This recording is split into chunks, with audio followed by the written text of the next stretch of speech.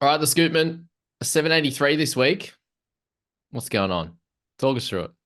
Uh, that comes as part of the fact that I'm very clever and didn't realize the singular reason why I shouldn't buy Cleary is that there may be some re-injury risk because later on, I realized that I was playing with 16 and Cleary could have been that and gotten me probably close to 100 more points. So that was very helpful on my part. But yeah, Connor Watson also doing himself no favors probably contributed. Yeah. Doesn't take much for to go from an okay week to an ordinary week, but sometimes it also just comes because you have those little moments where you're like, why did I do that? Oh, Jesus.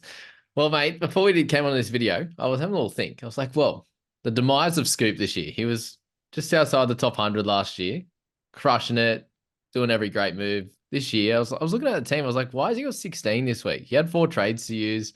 Surely he could have sorted that out. And I was like, well, it must be that you're a man now. You've become a man. You've got a full-time job. You're busy.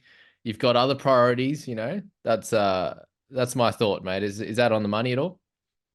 Oh, it's partly on the money, but it's also just the fact that I stopped respecting the grind about that sort of round seven, round eight when I should have knuckled down, capture those guys like Plath who really set me back on the front foot. And yeah, just a couple of those decisions that didn't quite go and then didn't follow up on them.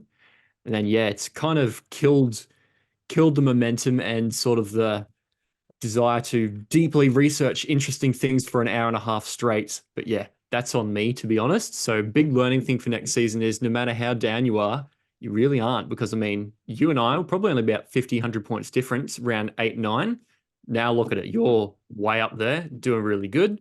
Wow. And yeah, I just need to uh, commit focus during the season and not 27,000 documents that fly out the window 3 weeks into the preseason. Yeah, it's crazy how much time we put into it at the start, isn't it? Well, mate, you could have, yeah, if Cleary's in it, that's 76, even not as captain. Like that's probably a couple I'd say thousand ranks, 50. right? Like, Yep. so how do we fix it? 8,500. You've been kind of teetering there for a while now. Let's get you in the top 5,000 and then build that momentum back and go from there. How are we doing it from here? How many trades? What do we got to do? So 6 trades before any this week, which isn't too bad. Well, Yeah, it's not great, but considering this year, it's not the worst. one more So than me. Cleary in and just captained. And then I've got to decide what's the last piece of the puzzle that I need, or the last two pieces of the puzzle, because I don't want probably any less than 3 trades to just sit for complete injury replacements and round 27 replacements. Yep. So I've got to decide after Cleary, he's just in for Hines, that's straight swap. I've got Mhm. 86k left and 5 trades left. Now I've got to look at my team and go, who's going to stay there and be decent, and who's going to be moved on or upgraded. So I have a strong backline now. Drinky, Ponga, Teddy. Garrick can play wing fullback or centre. Whiten's there. Kiraz is there. I'm just going to call backline done.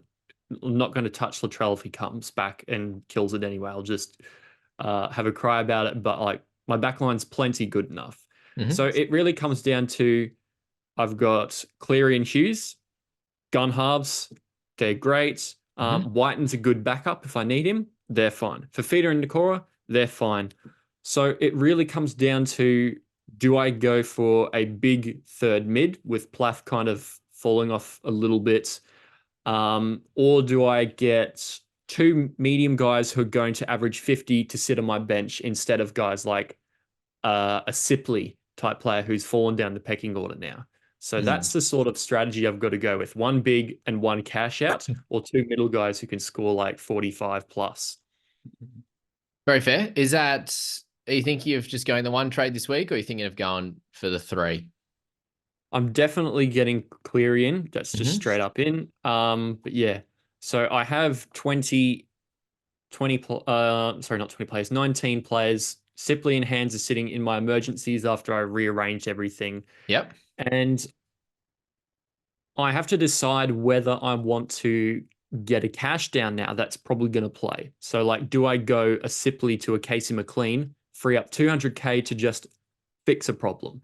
Or do I go Casey McLean and turn somebody else into a third gun mid? Do I pick up a Murray when he's back and coming like that? So Okay. that's where I'm at. It's a tough one, and I'm not sure whether I'm just going to sit for a week or really make that double move and then just hold on. Hmm. Yeah, okay. I just have a look myself. It's probably that mixture of the three there: Sipley, Fainu, Talangi, or Plath. Probably the three or four that you could do that downgrade upgrade with, and maybe it doesn't have to happen this week. Maybe there's obviously a couple of cheapies rolling around at the moment that like will play at least. You know, Harry Hayes, these types of guys that popped up last week. McLean will still be there next week at 300 odd. So yeah, I Yep. suppose it's that you could do a little upgrade downgrade to get Curran, but do you want to use two trades for that? Or do you go right up top to like an Isaiah Yo or something like that? That's probably the only real trade, yeah, moves I would make. But if you just did the one this week, sitting there with five, when and a lot of people in the top 5,000 will be sitting there with probably zero or one or two trades, Yeah. maybe do you pounce in the back end, or do you kind of look to make those little improvements now on your 17, where it's actually going to be fairly strong anyway over the next few weeks, right? You'll have the two out this week. You've got Garrick out the week after only. So, Yeah. I'm and then trying injuries not will to pop get up as well. Yeah, I'm trying not to get two of any guys who have a buy on the way home now. Like just actively buying someone who I know has a round that they miss for sure. So like even though I bought Connor Watson last week and I'm going to have a couple of Roosters out that week, I'm not going to buy another team, another player that does miss a week. So I'm not going to go out and buy Turbo, I think, because I've Mm. got Sipley and I've got Garrick. That's right. You Um, got Sipley. Sorry. Yep. yeah, it doesn't really make sense for me to stack up on that and hurt myself um, when I might not have the players for it in a few weeks. So that's the type of thing that I've got to do. At this stage, just clear in gets me a nice strong team. Mm. And yeah, I've got to decide what I want to do with Sipley, I think, because he's the only guy who really strikes me as the guy who I'd really want to get rid of if he's going to continue getting those low minutes. And then do I pair him with a Plath and upgrade, or do I get two middle guys? So, Mm. but yeah, Yeah, the best thing is right now, I suppose, even though Sipley is kind of he's back to the bench, he'll get 20 odd 30 minutes, I suppose. Hands are still starting. Talangi's still got that wing spot. Starling's got the start there.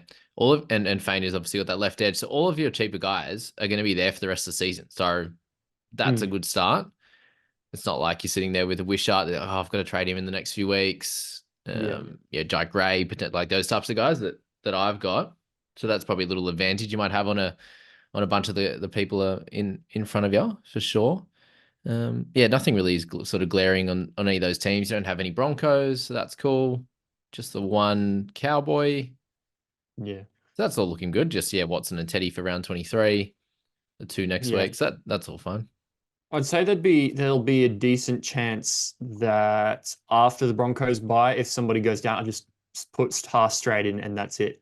Yeah. Because like that would fix up my mids and help out a lot. But yeah, I'm Mm. not going to go out and buy him now when he's going to miss a match coming up and it's so much money and it just reduces trades. So Yeah. gonna play it safe and play it maximum players, because if I have maximum players when people have minimum trades and sometimes missing players, that'll be the way I can chip back to about 5,000th, I reckon. If I can play with, oh goodness, say I play with 14 or 15 in round 27 instead of 10 or 11, there's like 150 points. Oh, it's yeah, a couple thousand ranks just in one. And your team, like, yeah, obviously you replace Hines with Cleary. Your team's as good as mine, if not better. Or, like I don't have AFB.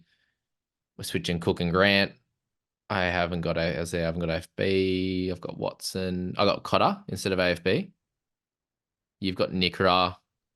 I've got Blory. How good was he last week?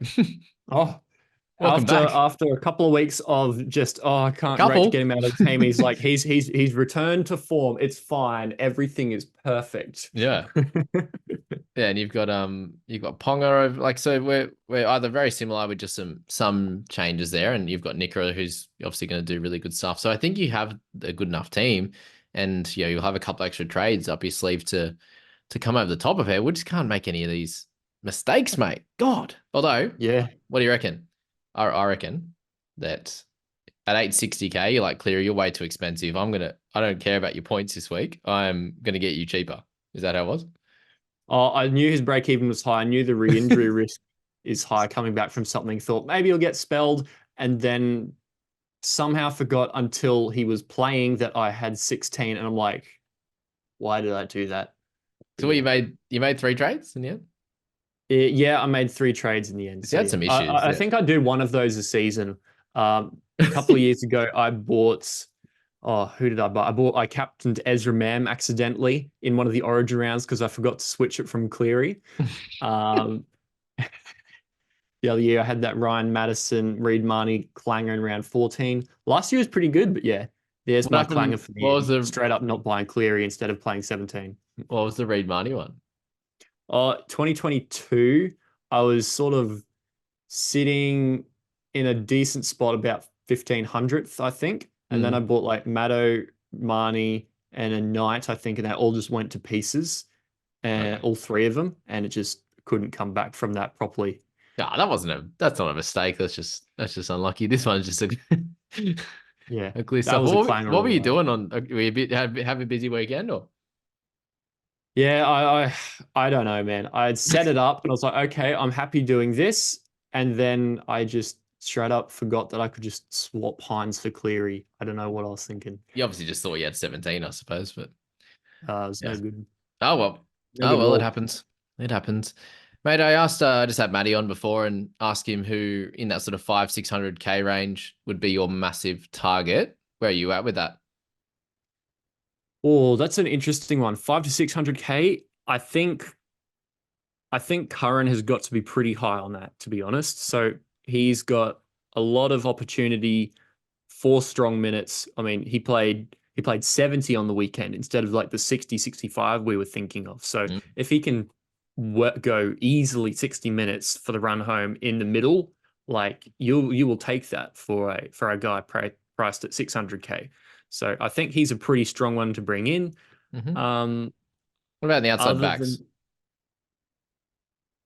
outside backs for 600K, I it's sort of tempting to bring in Hammer at the moment, but like it's also Hammer. He he's great, but is he that top level guy you want? Yeah. Apparently, when he If you're buying, yeah, pardon? when he plays big minutes, apparently he is this year. He's getting so many attacking stats. He's at Yeah, 53, 1.4 tries a game. How odd's that? yeah. So I think he's a solid one. If you really need a backliner, but like I think a lot of people do have those backline players. Mm. So he's an interesting one. Pappenhausen's always interesting because he's Pappenhausen, but he's just reduced this year because there's no goals. Mm. Marju's on a bye, so you can't touch him, even though Ponga's back now. You have to do that later if you're going to or not. I saw on Footy Stats that Roger Tuivasa-Sheck was really Yeah, high on the hot list, and I'm like, is he going to be there for that long though? I don't know if he's no, really. it's cheap I bucks. mean, he misses round 27 as well, so it just seems like don't do it, please. He's so cheap. It's crazy how he's ended up at Yeah. 475. But yeah, he's gonna have a field day this week. That's for sure. Out of the cheapies, then, who would you go for? Are you liking Casey? Are you liking Howarth more? Where are you at with those two guys? Um, I do quite like Casey McLean. The fact that there's no Alamotti and that there'll be, I just think that he's the type of guy who may end the season there or may not. And if he does end the season there, you will be kicking yourself if you didn't get him at the price because he's in a Panthers team that is trying to chase the Storm down for a minor premiership, right? Yeah. Like they are going to try and bully teams, and there could be lots and lots of points on offer. So I think he's a very good one. Howarth is going to be solid. Another one that I was sort of talking about last week and straight up returned to a decent score with Fogarty was Xavier Savage. He's still under 300K. Yeah, But yeah, that's I true. mean, I think Casey McLean's a bit more exciting just because he's in a better team. Yeah. And that base day, he's gone 33 tackles for no misses, which is a crazy start. That's for sure. Best mid. Would you go for Haas or Yo? Probably Yo, just in case he doesn't miss a game, because like they'll be pretty similar. Haas has got slightly more variation. Like he'll get an 80 more often than Yo, but he also get like a low 50 or a high 40s very occasionally. Yo somehow seems to score between 62 and 63 80% of the time. Mm. Yeah, he's good stuff. Yeah. All right. Sells list. Kai Paul or Samuel Afenu? Who would you pick?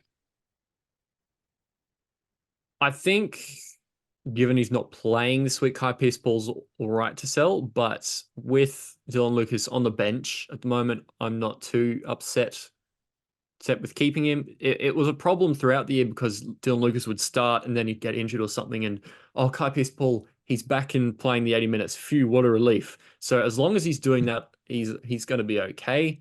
Ponga's back and he averages a lot more with Ponga. So hopefully we see something with that. But yeah, I think Lucas might actually, with best injury, he might actually play center. A good yeah, chance. that's the thing. I think he could be safe now as long as he's Yeah. staying there. I think he's good to go.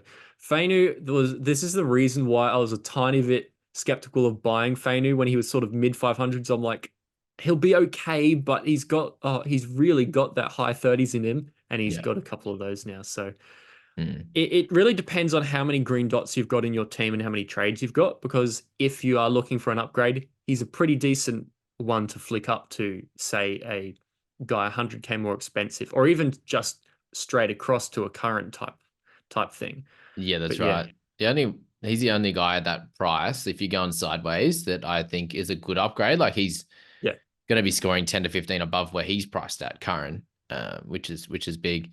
Because with me, like this week, I think Cleary is obviously the top dog that you want to get because he has the 80s, 90s, 100s. I was going through with Matt just before 1.21 million he got to in 2021. yeah, insane. He Which averaged is like crazy. 92 or something. That's wild. But like for me, if I already had Cleary, I think I probably wouldn't be making trades just for the fact that yes, you might lose out on 5 or 10 points with some of these guys, but that trade I think is gonna be more important. And yeah, if Cleary wasn't available right now, I think there'd be a lot more people that would be saving trades because you look at these lists there's some big percentages that have been traded out and obviously in there with four guys up over 2%. And you got Weeks at 4.6%. Like, is there a world where you hold him and then Plath at 3%? There's some big numbers for two guys that are got roles in their team and they're Mm. playing 80 minutes. Yeah, Weeks will be an interesting watch because he's had those 200-meter tries in a row which saved his score. But like he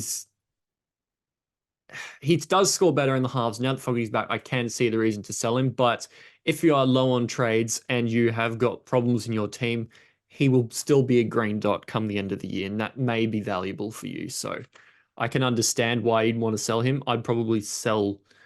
Um,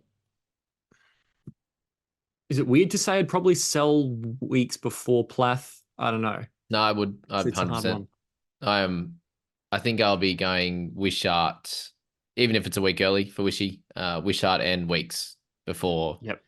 Plath for sure. Because one of the guys just mentioned in the comments as well that Harrison Graham has just been named in Q Cup for his return from injury. So Oh, nice. Yeah. maybe he Could be comes in, return to normal. maybe. But there was also Kurt Donahue, who I still don't think he'd play massive minutes at 9. Like if anyone was to play big minutes, it would be Graham. But I suppose if we can get like even Plath to start, Graham to be on the bench, come on at like the 30, and then Plath moves to 13, that would be ideal. But like, can you see Plath missing 8 tackles again too? Like it just seems like a bit of an anomaly. Nah, well, I mean, it is the Panthers, hey. Like Usually you get a lot of the tackles run speed lead, I meters are suppose. very annoying, but like, Yeah. yeah, eight missed tackles is minus 16 in demerits, and without that, he's 48. So yeah, he's not going to miss 0 tackles a game consistently, but there have been a couple of times where players, even in the forwards, have just gone low because it's the Panthers. Yeah. That's fair. Yeah. So they usually make a lot, which he still did. He attempted 53 tackles. So yeah. What I thought, but he just missed too many, unfortunately. And he's owned by so many, right? So yes, there's a bunch of people going off him, but let's just say in the top 1,000 to 5,000, he's still going to be owned by sort of 60% or 50 odd. So if he does go poor, it's not the end of the world. And if you do happen to sell him and he goes back to 50s, and you're like, well, he's priced at 45 and he goes back to averaging 52. It's like, well, you've kind of lost out and you've wasted a trade. So there's positives and negatives to both for sure on that one. All right. Anything else to focus on here, mate? What's your tip of the week for other people, not just yourself, this one? I tip of the week for the fantasy. I reckon that if Munster isn't back in the 24-hour update, Jerome Hughes is not a bad captaincy alternative to Nathan Cleary. Playing the Eels, revving up, that could be huge. That could be monstrous. I'm a little bit worried about Hughes. He's gone back-to-back 40s. And one was against the Tigers too, but yeah. Yeah. It'll be interesting. Need some what, even if you have Cleary, doing too much. Even if you have Cleary to go against him and captain if you have Cleary, no, I think you just go with Cleary. But if you, for some reason, can't get Cleary in, which you should anyway, but yeah, for Mixer, I'm kind of thinking if Munster doesn't play, of trying Hughes over Cleary. But yeah, we'll have to see how it goes. I haven't looked at Mixer yet. Yeah, that'll be cool to have a look at. I haven't logged in yet, but first game's on Thursday. Is that correct? For the ladies? Yes, the ladies might be a bit earlier actually, but yeah, I've made up a Discord league. So anyone in the Discord, go into the Mixer channel and you'll find that there. And I'll chuck a link for the public league in the comments as well afterwards as well. So make sure you join up to that. Awesome. Yeah, that'll be a little bit extra fun. Start from scratch, right? Which is always a good thing. Yep. You fresh team every week. You don't have trades. It's nothing like that. You just pick the matchups, pick the players you think will do well in each position. 3 of the men's and 3 of the NRLW players, and 1 captain of each. Good. What I also like it is the NRL fantasy scores, and all the Supercoach players are going to be playing these. So hopefully they like the scores and we get a lot more Supercoaches come over, because they all reckon that it's the worst game in the world. But hey, they're playing Mixer, so that's powered by NRL Fantasy and Genius Sports. Let's go. There you go. All right, we'll leave it there, mate. Go enjoy yourself. Go have a bit of rest, and no more forgetting that you have 16 players. Mate. Yeah, that's probably got to be near the top of the list now, even with Ezra Mam captain. That's great. I love that. What did he score that game, Ezra? It was 40, so like it didn't hurt too much, but yeah, it was just throwing away 20 points.